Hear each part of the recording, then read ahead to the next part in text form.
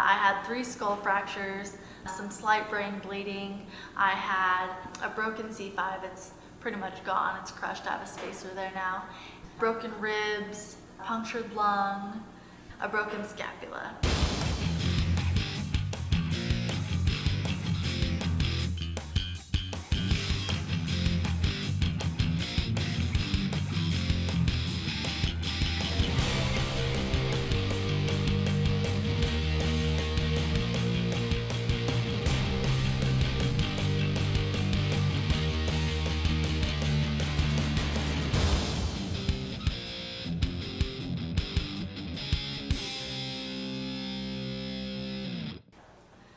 I did so many sports all throughout school, elementary school. I played softball, soccer, basketball. I did like every sport in high school. I did track, cheerleading. I think I did soccer. No, that was in middle school, but I mean sports all throughout my life. And then in high school, I did varsity track and cheerleading. I actually got a scholarship for cheerleading, and so that was what started out my high school career. But then I got back into racing, which was my real passion. I just loved racing with everything I had.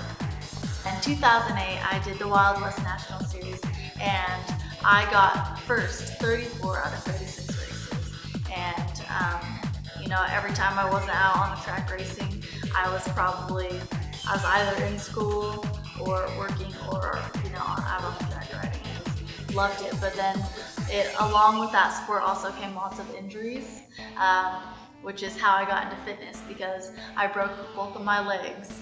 And what happened was I was downhill jump and I flat landed and broke the tib, fib, and talus in my left leg, and then the tib and talus in my right leg. And so I was in a wheelchair for 3 months, and just like that time the doctor said, it's most likely that you're not going to be able to really run again. It's going to take you a really long time to heal. So I felt so depressed. That was the first time I'd ever been told anything like that, and been told what I was gonna do. So I started working out. I was still in walking boots when I went to the gym. Me and my mom would go to the gym, and I would take off my walking boots and put on tennis shoes, and everyone's like, this girl's like working out, and she just took off casts on her legs. So it's kind of funny, but I would put my tennis shoes on and I do stabilizing exercises, and I worked out with a trainer there, and she said, with the way that you talk to people and your passion for working out, she's like, you would be a really good trainer. And that was after I'd been working out for a while, of course, and learned more about it, and I just loved it so much. I loved working out. And then I ended up getting the manager's position at a gym, and the owner sponsored me to do some fitness shows. So my very first fitness show was the World Championships, and I was just like, what? Like, you're gonna have me do the World Championships? And I've never done a show before, and I ended up doing really good. I got third in the bikini category, and then I got first in the sports model category. So in 2011, I was titled the World Championship Natural Bodybuilding Sports Model, which was pretty cool. And then I went on to the Natural Bodybuilding Olympia, and I didn't place in that one, but I mean, for my second competition ever, I felt honored to be on that stage at all.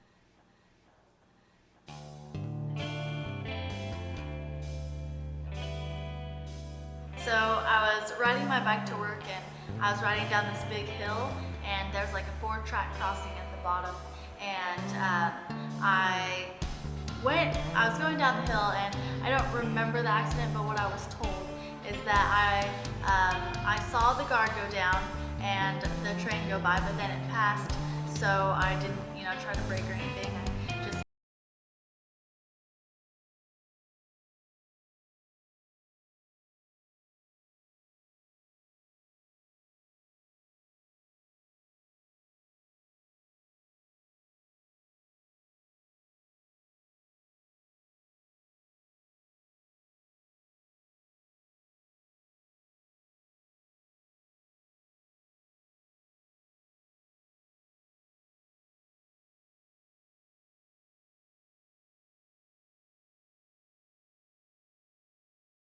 remember a lot of it. I was very sedated. They had me in an induced coma for a little while. So when I woke up, I couldn't move anything. I had a neck brace on, so I could really only turn my head like a tiny bit, and I could barely just, twitch my hand. I couldn't move much of my hand, even at all. Like, I still can't use my hand functionally, but just moving it side to side was, all I could really do. I couldn't lift up at the time, so I could move it side to side, but it was down, like by my hip, by my leg, and so that's all I could do in ICU, and that's a pretty scary feeling.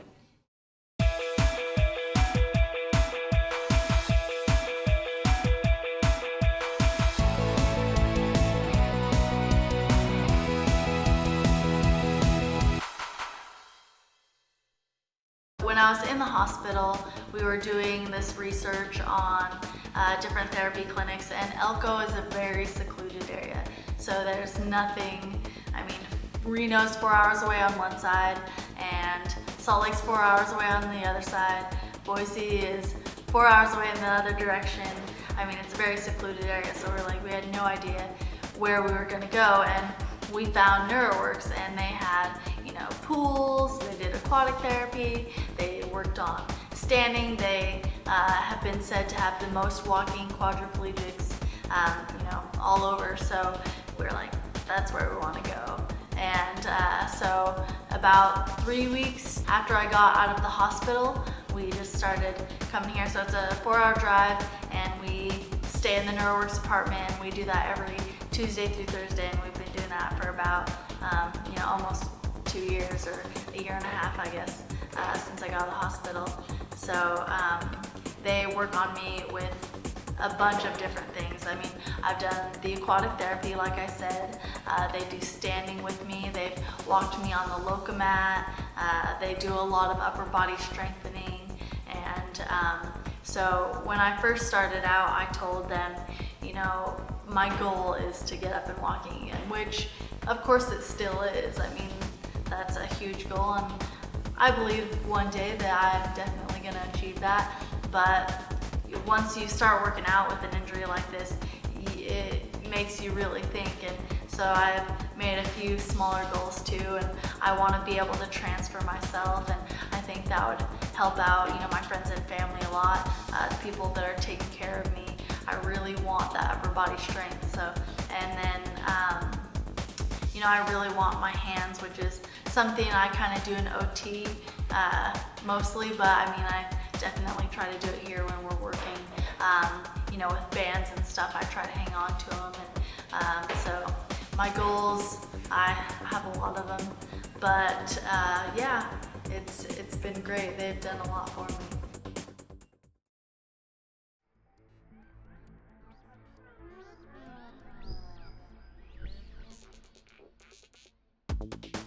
I wake up, an hour or so before everyone else gets up, and since I can't move, it's just like, I lay there and look around, try to think some things up, what I'm gonna do that day, or maybe just think of a funny joke to tell, or I haven't gotten much better at my jokes, but anyways.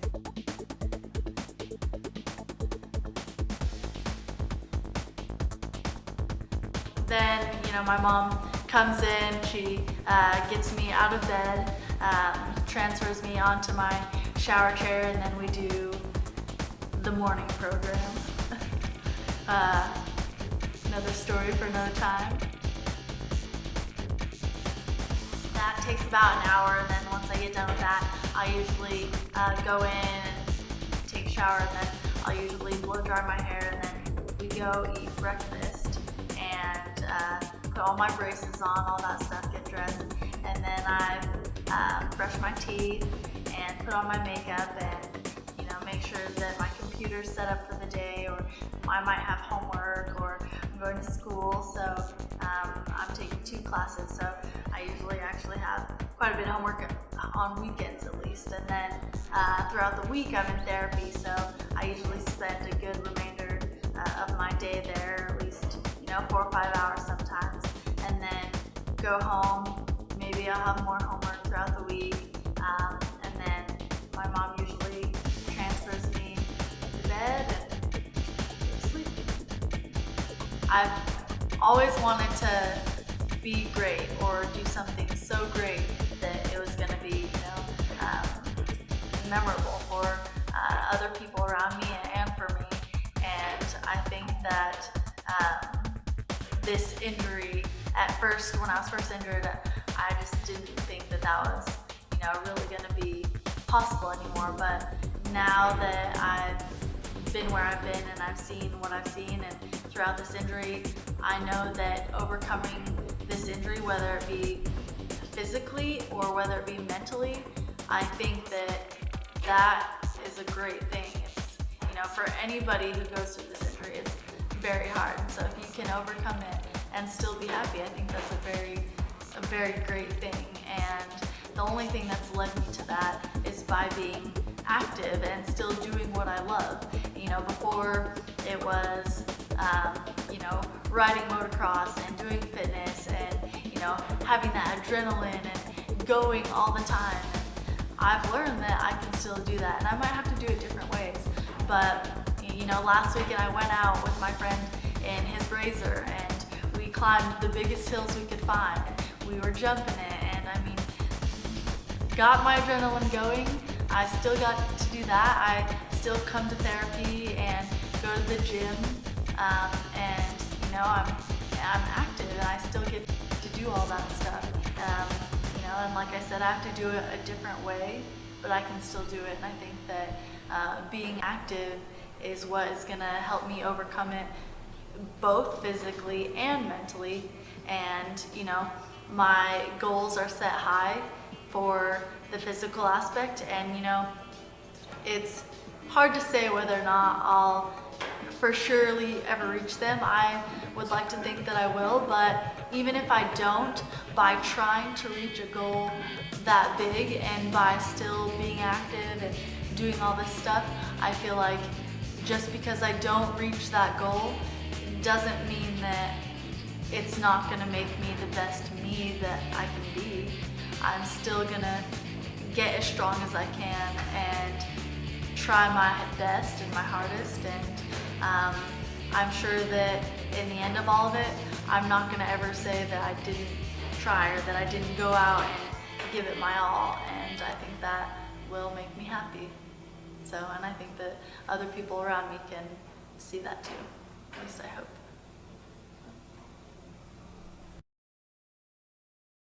I don't remember anything, I was just told, but I was told that I was my arms have definitely come a long way. Don't want to whip out the guns in here, but well, I can't. Dang it. She gets mad.